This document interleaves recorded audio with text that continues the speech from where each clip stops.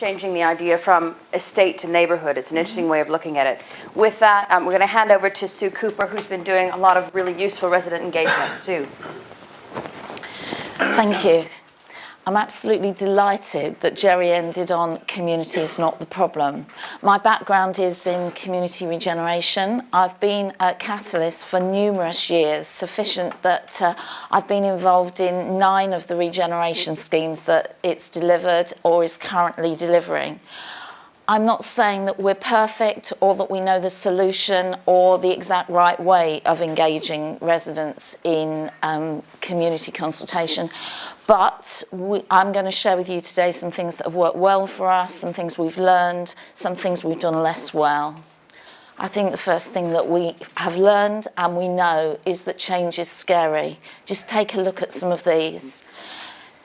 The truth of the matter is, however much people may have been lobbying for change for their housing over the last 20 years, when it actually happens, it's a scary thing, and we are asking enormous things of communities, local people. And I'd also ask that lots of us have got the badge, the T-shirt, we've been in the videos, but the reality is how many of us have actually had a CPO served on us? How many of us have been asked to move away from the area that we're living, to give up the home that we've invested in and brought our families up in for the last 30 years? Again, these are huge asks that we're making of people. Reinforcing what Gerry said, and without pre-planning, is that we think it's really essential at the outset to have a plan as to how you're going to engage and communicate with people on these schemes. They are complex, they involve numerous partners. One of the things that we've learned is residents do not need to receive 5 different newsletters from all the different partners that are involved in projects. We've got examples of ourselves, the local authority, our constructor partner, our regeneration arm, our resident steering group, all sending out different information, holding different meetings.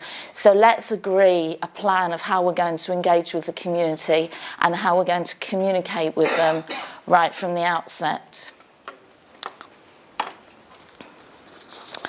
Just bear with me. Also reinforcing what Gerry said, manage expectations. What is engagement about? Is it consultation? It's not a ballot. Be really clear about what can and can't change. Be really clear about why you're building so many sale homes. Be clear about where the money's coming from. People need to understand the proposals and why they are as they are. Or as Lisa was saying, about why some really good quality homes are coming down. Why are 3-bedroom leasehold, freehold properties, huge gardens? Why are we proposing taking those down? Let's be honest about the number of new homes we're trying to deliver. Okay, make it easy. It's great if you've got a representative residents group to start with, but our aim is always to speak to as many people as we possibly can and reach and engage with people who are not traditionally involved in consultation. Let's not expect people to come to us. Let's go out and speak to people.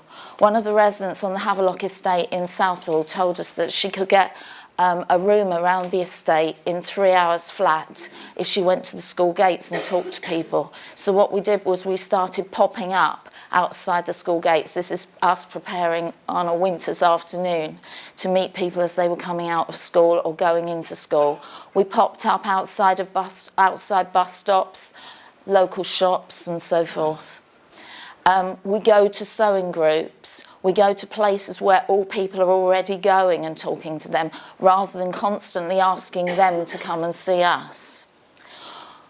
We always have a presence on the estate, a shop, a venue. People know that they can pop in informally. Consistent staff presence, their staff team. People can just come in and check out what's changed, when's this going to happen to me, what's happening, where will I move to, what's my home going to look like, what's the rent going to be. we think that everybody needs to be seen on a one-to-one basis. We need to be going into people's homes and having serious, important conversations with people, gauging people's understanding people's housing needs, their aspirations, what they know about the area, and it really benefits our regen schemes. And in that, we can also identify vulnerable people who are going to need more support than we're giving generally. So somewhere like Warnington Green in North Kensington, we've commissioned Age UK to work with us on a one-to-one basis with a lot of the older residents there, because there's a high proportion of elderly people. Be nice. Okay, this is shorthand. And this was me saying, pick your right team when you're talking with people. There are some people who are good with people. There are other people who find it really difficult. When you're having an exhibition, you're asking people to come and look at your proposals. How that first interaction works is, hi, I'm really glad you turned up. Do you live in this area? Oh, whereabouts is it that you live? Can we find you on the map here? How long have you lived here?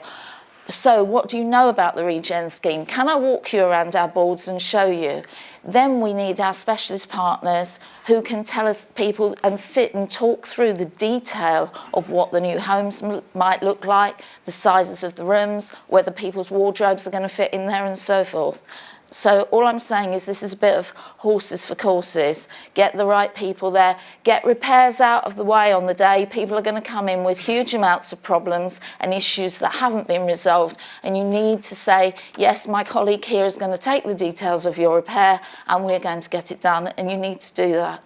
So you need a Meanwhile Works programme as well.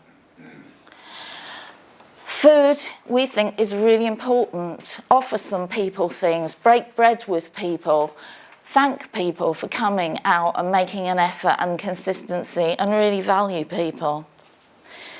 So learning what works. Make it really easy for people to give feedback in all sorts of ways. Keep text to a minimum. I've been to exhibitions where there's so many words. How on earth can you read that when you're walking around an exhibition? Let's have some straightforward drawings. Let's make it easy for people to identify what new homes might look like, where they live now, etc., etc. As Gerry said, remember this is engagement. This is not a ballot. Don't hold yourself hostage to fortune in terms of really asking people, what is it you want? We cannot create an ASDA on every estate. It's not possible. Get broad views about build forms. Remember, there are specialist groups, and it may be what we would try and avoid is public meetings at all costs. Public meetings are good for people who are good at performing at public meetings. And I'm not saying we don't have drop-ins, large-scale exhibitions and so forth, but what's really important is understanding that there are some specific needs of particular groups. This is us preparing for a consultation engagement event with some elderly Asian people living in a sheltered housing scheme in Havelock. And the whole consultation engagement event was held in Punjabi, various community languages. For these people, the issue was we were proposing a lifted block. They were not used to getting to their homes in lifts, so after this we all got in a coach and we went to one of our schemes with a lift. They could see the size of the properties we were proposing building, how a lift might work for them. Also, you need to be involving your local businesses, local shops. Think about the wider community. This is not just the people who are living in that particular neighbourhood. Keep councillors on board. Key message for us is keep talking with the councillors, try and work with them. These are their constituents you're talking to. We issue the councillors with a bullet point briefing every month. 5 things that we've done in the last month, 5 things you can expect to see happening in the next 5 months, in the next month. Keep people informed even when nothing's happening. When you've consulted and engaged with people, tell them what they said, what you've done as a result of that. Great if there are public meetings that your resident steering group are holding that you can come along to as a guest. Okay, the essence of this is, so make a plan, make it easy, be nice and be interesting, But most of all, learn from what's worked, what hasn't worked. Refine your processes constantly. Keep doing it. These are long-term projects. 20 years, people are going to be born, people are going to die. The world is changing, housing need is changing, people will change. You've got to keep talking and refining what you're doing. That's it.